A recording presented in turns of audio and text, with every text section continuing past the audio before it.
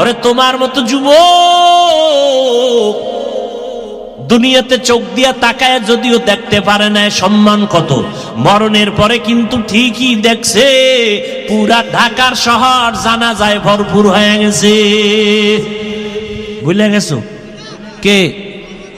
ওসমান হাদি জীবনে এক ওয়াক্ত নামাজ ছাড়ে নাই, হাফেজে কোরআন, কেউ বুঝতে পারে নাই। রাস্তা দিয়ে হাঁটে, মানুষ এসে টাকার বান্ডিল ইচ্ছা করে দেয়। মরণের পরে অ্যাকাউন্ট চেক করা হলো, কোটি কোটি টাকা সারা বিশ্বের মানুষকে ভালোবাসা দিয়ে পাঠাইছে। আর তোর চরিত্র কত খারাপ, মোবাইলে সারা রাত গুনাহ করবি, এমবি ভরার জন্য মায়ের টাকা চুরি করে রে কপাল পোড়া, বাবার টাকা চুরি করো। আর হাদির মতো সন্তান যদি হইতি টাকাওয়ালা তোর পেছনে আসতো। তুই তো চোর, মায়ের টাকা চুরি করো, বাবার টাকা চুরি করো, তার মানে ঘরের মধ্যে তুই অভিশাপ, বাবার জন্য অভিশাপ, মায়ের জন্য তুমি অভিশপ্ত সন্তান। সারা রাত গুনাহ করে করে কাটাও, এখনো সময় আছে, তওবা করো। ডাক্তার হও, ইঞ্জিনিয়ার হও, প্রফেসর হও, কিন্তু ছোট একটা দাবি সারা বাংলাদেশে করি, বেয়াদব হইও না রে বাবা। বলতে পারো হাফিজ ভাই ডাক্তার প্রফেসর ইঞ্জিনিয়ার হব, বেয়াদব হব না, কথার ব্যাখ্যাটা কি? ব্যাখ্যাটা সহজ, তিনটা জায়গায় বেয়াদবি করবা না। আল্লাহর কসম একবার, আল্লাহর কসম দুইবার, আল্লাহর কসম তিনবার, ওয়াল্লাহি বিল্লাহি তাল্লাহি, তিন জায়গায় যদি তুমি বেয়াদবি না করো, ডাক্তার হলেও তুমি চির সম্মানিত হবে, ইঞ্জিনিয়ার হলেও তুমি জগৎ বিখ্যাত সম্মানের চেয়ার পাবে, চ্যালেঞ্জ দিলাম। আর যদি তিন জায়গায় বেয়াদবি করো, আল্লাহর কসম ডাক্তার হলেও জুতার বাড়ি খেয়ে তাসনিমার মতো পালাতে হবে। তাসনিমা নাসরিন এমবিবিএস ডাক্তার, কিন্তু কপাল এতটাই খারাপ, আর মরলেও লাশে জমিনে আসবে কিনা সন্দেহ। অন্যদিকে তাকাইয়া দেখো, ডাক্তার জাকির নায়েকের নাম জানোনি যুবক? সম্মানিত নাকি অসম্মানিত? টাকার গরম, ক্ষমতার গরম। আমার দেশের তাসনিমা নাসরিনও ডাক্তার, ওদিকে ডাক্তার জাকির নায়েকও ডাক্তার। ডাক্তার জাকির নায়েকের জন্য গোটা দেশ, গোটা দুনিয়াবাসী পাগল। টাকার গরমে না, ক্ষমতার পাওয়ারে না, একমাত্র আদওয়ালা রাসূলের আদর্শের কারণ। আর কেমনে বুঝাইলে সঠিক পথে আসবা বলো? এরপর তো বললাম পাও ধরলে আসবা, বলো নিচে নেমে আসি, পাও ধরি। তারপরে বলছি যুবক, কয়দিন আর গুনাহ করবি?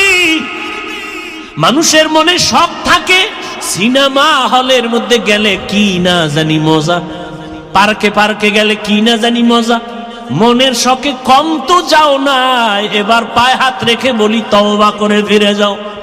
মনের শখে দাড়ি কাটছো, কি জানি মজা, এবার হাতে পায়ে অনুরোধ করে ধরে বলি এবার তওবা করো। মনে শখ লাগছে নারীদের নাচ গান দেখবা, মজা, মনের শখ মিটায় নাচ গান করছো, এবার ফিরে যাও, তওবা করো। আগামীকাল বেঁচে থাকার গ্যারান্টি আছে? আগামীকাল বেঁচে থাকার গ্যারান্টি নাই। নিজেরাই তো মিডিয়ায় তাকায় দেখো, এমন একটা দিন নাই যে মরণের খবর আর কান্নার আওয়াজ নাই। ওদের দিকে তাকাইয়াও কি তোমার দিল নরম হয় না? ওরে ঘুমের মধ্যেও কি মরণ হতে পারে না? পারে না? এরে যুবক, ওই তিন জায়গার দোয়া নিয়ে আগাও। এক নাম্বার জায়গা মা বাবা, দুই নাম্বার জায়গা শিক্ষক, তৃতীয় জায়গা উলামায়ে কেরাম। এই তিন জায়গার দোয়া নিবা, কসম আল্লাহর জীবনটা ধন্য হবে। ডাক্তার হলো, প্রফেসর হলো, ইঞ্জিনিয়ার হলো, এমপি হলো। আর এই তিন জায়গায় যদি বেয়াদবি করো, ডাক্তার হলেও জুতার বাড়ি, ইঞ্জিনিয়ার হলেও জুতার বাড়ি। মা বাবার দোয়া নিয়ে চলো, শিক্ষকের দোয়া নিয়ে চলো, ওলামায়ে কেরামের দোয়া নিয়ে সামনে আগাও। অনুরোধ, যদি অজান্তে কোনো বেয়াদবি হইয়াই যায়, মায়ের কাছে গিয়া ক্ষমা চাও, বাবার কাছে গিয়া ক্ষমা চাও। শিক্ষকের সাথে যদি গোপনে বেয়াদবি হইয়াই থাকে, অজান্তে গোপনে গিয়া ক্ষমা চাইও, আল্লাহ তোমার মর্যাদা বাড়ায় দিবেন। ওলামায়ে কেরামের সাথে যদি দূরে থাকিয়া বা কাছে বসে অজান্তে বেয়াদবি করিয়াও থাকো, গোপনে গিয়া ক্ষমা চাইও, কপাল খুলে যাবে। ও আমার যুবক, মা বাবার দোয়া ছাড়া সফলতা আসবে না, কসম আল্লাহ। শিক্ষকের দোয়া ছাড়া লেখাপড়ায় কামিয়াবি আসবে না আল্লাহর কসম। যারা শিক্ষকের সাথে বেয়াদবি করেছে তারা রাস্তায় পাগল হয়ে ঘুরতেছে। বহু যুবকের দেখছি ল্যাংটা পাগল কিন্তু ইংলিশে কথা কয়। আমি দেখছি বিষয়টা কি, ভালো ছাত্র ছিল বেয়াদবি করে বদদোয়া নিয়ে পাগল হয়ে গেছে। বহু যুবক দেখছি রাস্তায় পাগল হয়ে ঘুরে আরবিতে কথা বলে। ভেবে দেখলাম কারণটা কি, মাদ্রাসার ভালো ছাত্র ছিল, বেয়াদবি করার কারণে বদদোয়া লাগছে, পাগল হয়ে গেছে। অনুরোধ, আলেম ওলামার বদদোয়া দিলে কপাল নষ্ট হয়ে যাবে, চরিত্র আর ভালো হবে না। ও পর্দার আড়ালের আম্মা জানেরা, আপনাদের সন্তানটা ডাক্তার হবে, কোরআন পড়বে, রুগী দেখবে, নামাজ পড়বে, মা বাবার জন্য দোয়া করবে। মনটা কি চায় না এমন একটা সন্তানের মা হয়ে কবরে যাবেন? আপনারা নবী না, নবীদের মায়ের মতোই তো দামি মা। আপনারা তো হাফেজে কোরআনের মায়ের মতো দামি মা। এরে আম্মা জান, সন্তানটাকে ইঞ্জিনিয়ার বানাবেন, কোরআন পড়ায় দেন, আদবালা বানায় যান, আপনার জীবনটাও সুনামের হবে। সন্তানও আজীবন দোয়া করবে, এক সময় মনে মনে বলবে আমার মা বাবা এত ভালো, আমার আব্বা আম্মার কারণে আমি ভালো রাস্তায় চলি। আজকে স্কুলে কলেজে পড়িয়াও একটা মিথ্যা বলি না। আমার আব্বা আম্মার আদর্শ ভালো ছিল। আমার মা বাবা কখনো মোবাইলে গুনাহ করে নাই। আমার মা বাবা পরস্পরে ঝগড়া করে নাই। আমার মা বাবা কখনো তর্ক বিতর্ক করে নাই, সময় নষ্ট করে নাই, নামাজ বন্ধ করে নাই, আজান হলে নামাজে দাঁড়ায় যাইতো।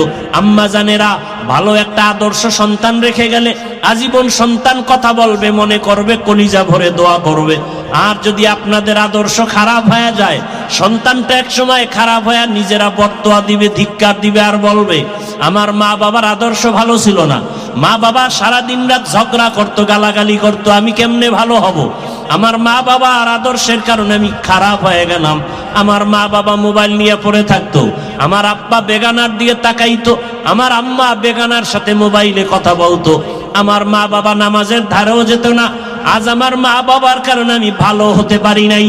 অতএব আমি মা বাবাদেরকে অনুরোধ করি, এখনো সময় আছে, তওবা করেন, আল্লাহর কাছে দোয়া করেন, চোখের পানি ছেড়ে সন্তানটাকে বুঝাইয়া দিনের পথে রাখেন।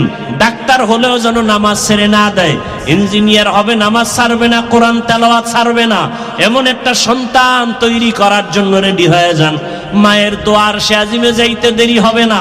যুবকদেরও বলি, এখনো সময় আছে, দোয়া নিয়ে আগাও। মা বাবার দোয়া নাও, বাবার দোয়া আল্লাহর আদালতে চলে যাবে। অন্যায় যদি করে থাকো, ওই মা বাবা তোমার কেমন বড় ছায়া, কেমন বড় সম্পদ, এটা মরে গেলে তুমি বুঝবা, তখন আফসুস করেও লাভ হবে না। ওরে যার মা নাই, যার বাবা নাই, সে বুঝে মা বাবা কেমন সম্পদ, কেমন রত্ন। যার মা নাই, বাবা নাই, দোয়ার দরজাগুলো বন্ধ হয়ে গেছে। আর যার মা বাবা আছে, তার দোয়ার দরজা খোলা আছে। বাসায় যাইয়া আল্লাহর কাছে তওবা করে যাও, মনে মনে আমার আল্লাহকে ডাকো। আর জীবনে নামাজ ছাড়বা না, দাড়ি কাটবা না, বেপরদায় চলবা না, মা বাবার সাথে বেয়াদবি করবা না, ওলামায়ে কেরামের দোয়া নিয়া, পরামর্শ নিয়া, শিক্ষকের দোয়া নিয়া, নবীর আদর্শ মেনে চলবা। ঘরে গিয়া মায়ের দোয়া নিয়ে চলবা। মাকে গিয়া যদি বলো, মা জীবনে কত বেয়াদবি করেছি, আজকে ওয়াজের প্যান্ডেলে কত যুবক তওবা করলো, মুনাজাতে কান্না করলো, ও মা আমার চোখে কেন পানি নাই? গুনার কারণে আল্লাহ বেজার হয়ে গেছে, আজকে তোমার কাছে ক্ষমা চাই, তুমি আমার মাথায় হাত দিয়া দোয়া করে দাও, আর বেয়াদবি করব না। মা তুমি আমাকে মাফ করে দাও। যদি মাকে বলতে পারো, দেখবা মায়ের চোখে পানি চলে আসবে।